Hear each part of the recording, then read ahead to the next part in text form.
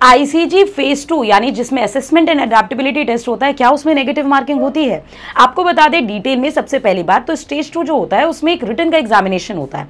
Written के examination में syllabus क्या आता है? आईसीजी स्टेज 2 की कट ऑफ भी बहुत हाई जाती है यार, और सिलेबस जो होता है वो पूरा स्टेज 1 का जो सिलेबस होता है रिटन एग्जामिनेशन का सेम सिलेबस होगा, और वो एग्जामिनेशन जो होगा वो ओएमआर बेस्ड होगा। साथ ही साथ खास बात जो आप जानना चाहते हैं कि क्या उसमें नेगेटिव मार्किंग है कि नहीं, तो उसमें कोई नेगेटिव मार्किंग नहीं है।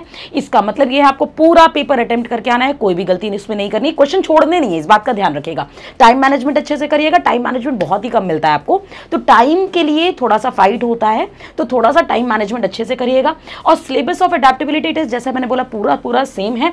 और उसके साथ साथ जो खास बात जानने वाली है कि आईसीजी फेज 2 में आपका रिटन और फिजिकल तो होगा, लेकिन कोई भी जीडी नहीं होता, यानी कोई ग्रुप डिस्कशन नहीं है, और ना ही कोई इंटरव्यू पार्ट है। तो ये बहुत इंपॉर्टेंट बात है। तो यानी कि असेसमेंट अडेप्टेबिलिटी टेस्ट होता क्यों है ये भी जान लो, थोड़ा सा प्रैक्टिकल नॉलेज, आपका टीम वर्क और थोड़ा सा मेंटल फिजिकल एबिलिटी आपकी चेक की जाती है, जिसमें नेगेटिव मार्किंग नहीं है।